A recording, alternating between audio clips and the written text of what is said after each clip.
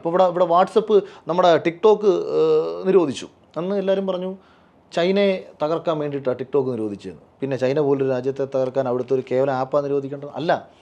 ലോകത്തെ ഏറ്റവും social media ഭരിക്കുന്ന 10 ആപ്പുകളെന്ന് പറയുന്നത് 10 ആപ്പുകളിൽ 2 എണ്ണം ചൈനയുടെ വീചാറ്റും ടിക്ടോക്കും. അതിൽ തന്നെ ഫാസ്റ്റസ്റ്റ് ഗ്രോയിങ് ആപ്പ് എന്ന് പറയുന്നത് ടിക്ടോക്കാണ്. അപ്പോൾ ടിക്ടോക്കിനെ ഇല്ലാതാക്കണം. കാരണം ഇപ്പം മീഡിയയുടെ പ്രത്യേകത എന്താ? ഇല്ലാത്തൊരു കാര്യം ഉണ്ടെന്ന് പ്രചരിപ്പിക്കാൻ നിങ്ങൾക്ക് പറ്റും അല്ലേ? നമ്മൾ രാവിലെ ടി വി ഇതൊന്ന് വെച്ച് നോക്കിക്കഴിഞ്ഞാൽ ഈ രാജ്യത്ത് ഒരു പർട്ടിക്കുലർ സ്ഥലത്ത് വെള്ളപ്പൊക്കമാണ് എന്ന് പറഞ്ഞിട്ട് അല്ലെങ്കിൽ ഇത് പൊട്ടിയെന്ന് എന്തെങ്കിലും അല്ലെങ്കിൽ ചുമ്മാതെ ഒരു ന്യൂസ് ഒരു അദൃശ്യമായ ദൃശ്യങ്ങളോട് കാണിച്ചുകൊണ്ട് വ്യക്തമല്ലാത്ത ദൃശ്യങ്ങളോട് കാണിച്ചുകൊണ്ട് അത് പരക്കുന്നു സ്പ്രെഡാകുന്നു എന്ന് പണ്ട് കാലത്ത് പറഞ്ഞാൽ ഈ ലോകം മുഴുവൻ അങ്ങനെയാണെന്ന് വിശ്വസിക്കും. അല്ലെങ്കിൽ നമ്മുടെ നാട് മുഴുവൻ ഒരു വൈറസ് ഇറങ്ങി എന്ന് പറഞ്ഞാലും എന്താ ഏതെന്ന് അറിഞ്ഞില്ല എന്നുണ്ടെങ്കിൽ അത് ജനത വിശ്വസിക്കും. കാരണം നമുക്ക് സത്യത്തിൽ അറിയാൻ നമുക്ക് പറ്റാത്തൊരു സാഹചര്യത്തെ സൃഷ്ടിക്കാൻ മാധ്യമങ്ങൾ വിചാരിച്ചാൽ പറ്റും. മാധ്യമങ്ങൾ അതാണ് ധർമ്മം എന്ന് പറയുന്ന നീതി പുലർത്തുക നമ്മൾ പറയുന്ന കാര്യം. വേണമെങ്കിൽ തിരിച്ചു ചെയ്യാം.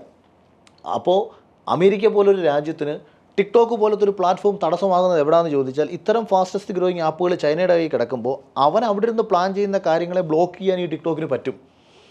അതായത് യൂട്യൂബിലൂടെ ഒരു കാര്യം ഒരു ഫേക്കായിട്ടുള്ളൊരു കാര്യം സ്പ്രെഡ് ചെയ്താൽ ഇപ്പം നമ്മൾ കൊറോണയ്ക്കെതിരെ ഫേസ്ബുക്കിൽ പോസ്റ്റ് ഇട്ടാൽ ആ പോസ്റ്റ് റിമൂവ് ആവും.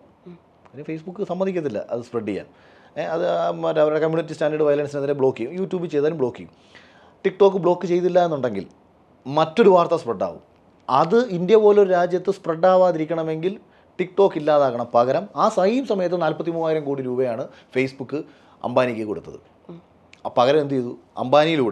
അംബാനിക്ക് സ്വാധീനിക്കാനുള്ള ശേഷിയുണ്ടല്ലോ, അദ്ദേഹത്തിലൂടെ ഇവിടെ ടിക്ടോക്ക് നിരോധിക്കുകയും പകരം ഇൻസ്റ്റാഗ്രാം വരുന്നു. ഇൻസ്റ്റാഗ്രാം ഫോട്ടോസ് മാറി റീൽസ് വരുന്നു. എന്താണ് ടിക്ടോക്കിൽ നിന്ന് ഇവിടുത്തെ ജനത ആഗ്രഹിച്ചത്? നേരെ ഇൻസ്റ്റാഗ്രാമിലൂടെ അത് സപ്ലൈ ചെയ്യാൻ ഫേസ്ബുക്കിന് പറ്റുന്നു. ഇങ്ങനെയൊക്കെയുള്ള കുറേ കാര്യങ്ങൾ ഇങ്ങനെ മനസ്സിലാക്കുക എന്നുള്ളതൊക്കെയാണ് എൻ്റെ പരിപാടി ഇടയ്ക്കിടയ്ക്ക്. ഓക്കെ.